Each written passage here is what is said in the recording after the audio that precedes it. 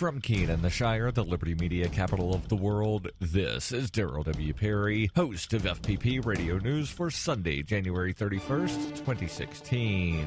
Silver is trading at $14.26 per ounce. Gold is valued at $1,118 per ounce. And according to BitcoinAverage.com, the average price of Bitcoin is $382. Antiwar.com reports a negotiation team from the Kurdish PYD, the political wing of the powerful YPG militia, departed Switzerland on Saturday after being told they would not be allowed to participate in the UN peace talks on Syria, which began on Friday. Though they are one of the largest factions in the Syrian civil war and hold almost the entire Hasaka province, the PYD/YPG were not invited to the talks on the demand of Turkey, who insists that they are terrorists. Both Russia and the United States had sought their inclusion, with Russia suggesting they might be able to participate later even if they don't get in on the first day. PYD co-president Salah Muslim was among the delegations sent to Geneva, and while the group was carefully sequestered from the pro-Saudi Higher Negotiations Committee, it was hoped they might find a spot at the table, given how few factions managed to show up in the first place. Turkey's refusal to allow any Kurds at the talks, along with resistance from other rebel factions who insist the Kurds focus on fighting the Islamic State, means they aren't proper rebels, ultimately kept them out of the talks, which means the first round will be between the Syrian government and a coalition representing a handful of mostly trivial rebel factions.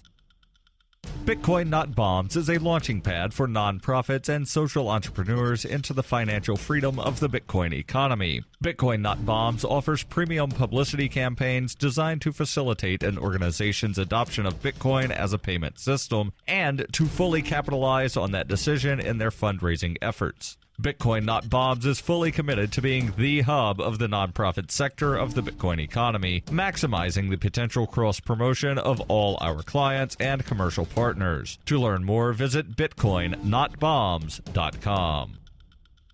UPI reports attorneys for the Chicago police officer accused in the shooting death of a 17-year-old are asking for the trial to be moved to a different location. Chicago police officer Jason Van Dyke's attorney, Daniel Herbert, said his client is receiving death threats as well as threats to his family after his charge was announced in the 2014 fatal shooting of Laquan McDonald. Herbert said it may be impossible to successfully assemble an unbiased jury after Chicago Mayor Rahm Emanuel publicly condemned the officer. According to USA Today, Herbert said, "We think that at the end of the day we're going to present some very compelling evidence to demonstrate that it's impossible for my client to get a fair trial in this case." The victim's great-uncle, Reverend Martin Hunter, and other activists reportedly worry that Van Dyke would manage to easily be cleared of the charges if the trial took place in Cook County. According to Fox 32, Hunter said, "We feel like the entire Cook County criminal justice system needs to be overhauled and investigated." Earlier this month, the Chicago Police Department released dashcam footage of the October 2014 shooting of McDonald, who was shot 16 times. Van Dyke has pled not guilty to first-degree murder. For nearly 40 years, Roberts & Roberts Brokerage has been a trusted source for buying and selling precious metals like gold and silver. They also take Bitcoin for precious metal purchases and have permanently removed the minimum purchase amount for all orders paid in the digital currency. Call Roberts & Roberts today for knowledgeable advice on buying and selling precious metals and a forward-thinking approach to new technologies. 800-874-9760 or visit online at rrbi.co.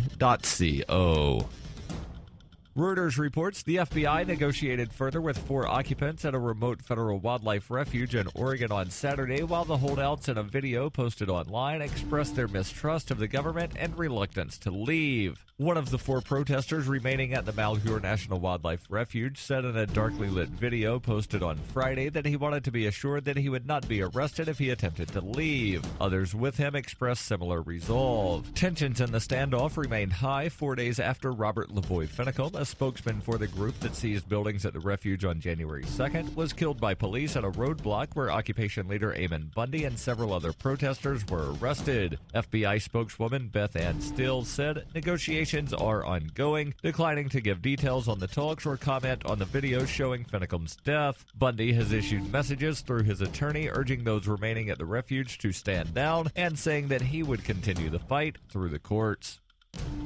This has been FPP Radio News, online at fppradio.com.